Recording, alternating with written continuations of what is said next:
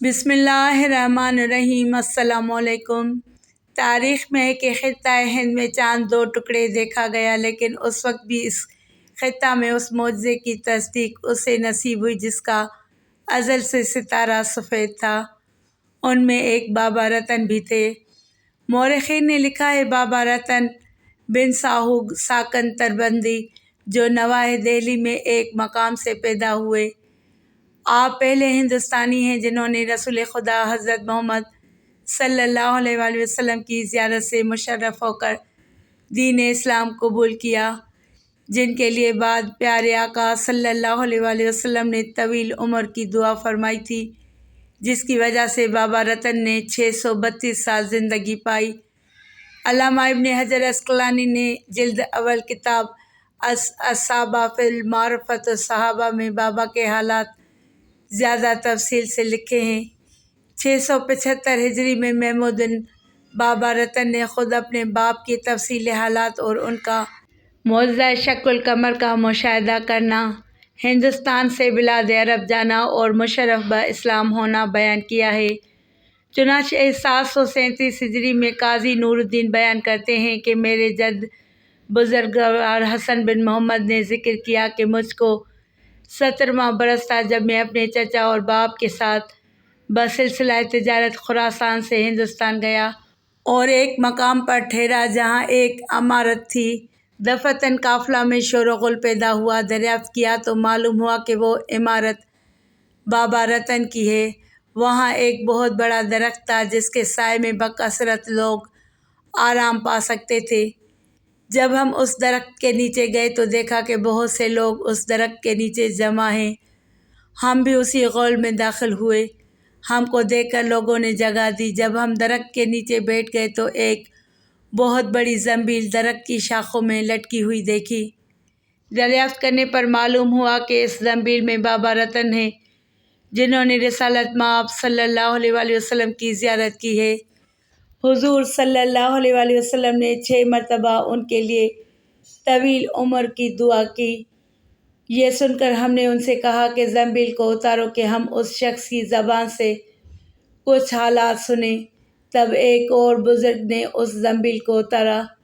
زنبیل میں بہت سے روئی بھری ہوئی تھی۔ جب اس زنبیل کا منہ کھولا گیا تو بابا رتن نمودار ہوئے، جس طرح مرغ یا طائر کا بچہ روئی کے پہل سے نکلتا ہے۔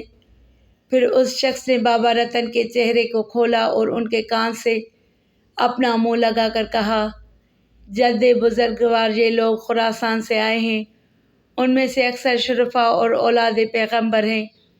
ان کی خواہش ہے کہ آپ ان سے مفصل بیان کریں کہ آپ نے کیوں کر رسول خدا صلی اللہ علیہ وآلہ وسلم کو دیکھا اور حضور صلی اللہ علیہ وآلہ وسلم نے آپ سے کیا فرمایا تھا۔ یہ سن کر بابا رتن نے ٹھنڈی سانس بھری اور اس طرح زبان فارسی میں تکلم کیا کہ جیسے شہد کی مکھی بنبھناتی ہے۔ بابا رتن بیان کرتے ہیں کہ میں اپنے باپ کے ساتھ کچھ مال تجارت حجاز لے کر گیا۔ اس وقت میں جوان تھا۔ جب مکہ کے قریب پہنچا تو بعض پہاڑوں کے دامن میں دیکھا کہ کثرت بارش سے پانی بہہ رہا ہے۔ وہیں ایک صاحبزادہ کو دیکھا کہ جن کا چہرہ نہایت نمکین تھا، رنگ کس قدر گندم گوں تھا اور دامن کوہ میں اونٹوں کو چرا رہا تھا۔ بارش کا پانی جو ان کے اور اونٹوں کے درمیان سے زور سے بہہ رہا تھا، اس سے صاحبزادہ کو خوف تھا کہ سیلاب سے نکل کر اونٹوں تک کیسے پہنچوں۔ یہ حال دیکھ کر مجھے معلوم ہوا اور بغیر اس خیال کے کہ میں ان صاحبزادہ کو جانتا پہچانتا، اپنی پیٹھ پر سوار کر کے اور سیلاب کو طے کر کے ان کے اونٹوں تک پہنچا دیا۔ جب میں اونٹوں کے نزدیک پہنچ گیا تو میری طرف بنظر شفقت دیکھا اور 3 مرتبہ فرمایا، اللہ تمہاری عمر میں برکت دے۔ میں وہیں ان صاحبزادہ کو چھوڑ کر چلا گیا اور مال تجارت فروخت کر کے وطن واپس آ گیا۔ وطن آنے کے بعد اپنے کاروبار میں مگن ہو گیا۔ اس پر کچھ زمانہ گزر گیا کہ حجاز کا خیال ہی نہ آیا۔ ایک شب میں اپنے مکان کے صحن میں بیٹھا ہوا تھا کہ 14ویں رات کا چاند آسمان پر چمک رہا تھا۔ دفعتاً کیا دیکھتا ہوں کہ چاند کے 2 ٹکڑے ہو گئے، ایک ٹکڑا مشرق میں غروب ہو گیا اور ایک مغرب میں، اور کچھ ہی لمحوں بعد دونوں آپس میں مل گئے۔ میں اس وقت سے بڑا حیران تھا اور کوئی سبب اس کا عقل میں نہیں آتا تھا، یہاں تک کہ قافلہ ملک عرب سے آیا۔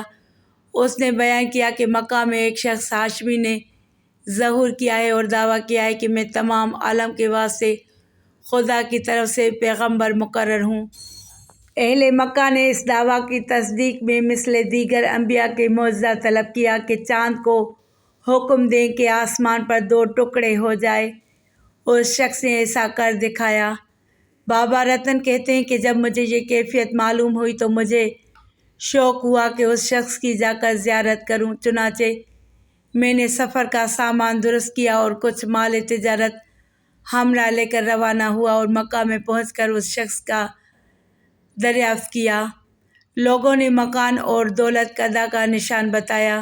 میں دروازے پر پہنچا اور اجازت حاصل کر کے داخل حضوری ہوا تو میں نے دیکھا کہ وہ شخص وسط خانہ میں بیٹھا ہوا ہے، چہرہ نورانی چمک رہا ہے اور ریش مبارک سے نور چمک رہا ہے۔ میں نے ان کو دیکھتے ہی پہچان لیا کہ یہ تو وہی صاحبزادہ ہیں جن کو میں نے سیلاب سے بچایا تھا۔ جب میں نے آگے بڑھ کر سلام کیا تو میری طرف دیکھ کر تبسم فرمایا اور مجھے پہچان لیا۔ اصحاب کی ایک جماعت ان کے گرد بیٹھی تھی۔ یہ محفل دیکھ کر میرے دل پر ایسی ہیبت طاری ہوئی کہ میں آگے نہ بڑھ سکا۔ میری یہ حالت دیکھ کر انہوں نے فرمایا، میرے قریب آؤ۔ میں قریب جا کر بیٹھ گیا اور کھانے میں شریک ہو گیا۔ وہ اپنے ہاتھ سے رطب اٹھا اٹھا کر مجھے عنایت فرماتے تھے۔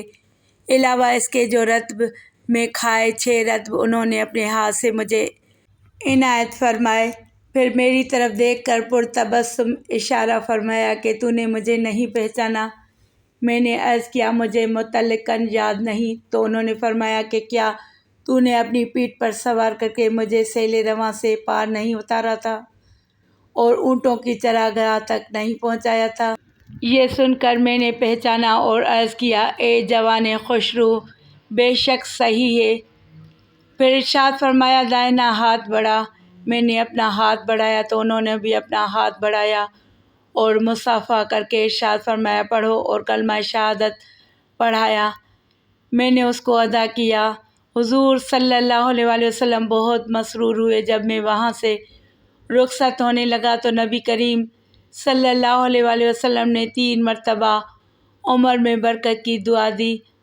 میں آپ صلی اللہ علیہ وسلم سے رخصت ہوا۔ میرا دل بسبب ملاقات بہت مسرور تھا۔ حضور صلی اللہ علیہ وسلم کی دعا کو اللہ تعالیٰ نے مستجاب فرمایا اور اس وقت میری عمر 600 برس سے کچھ زیادہ ہے۔ اس بستی میں جتنے لوگ آباد ہیں وہ میری اولاد اور اولاد کی اولاد ہیں۔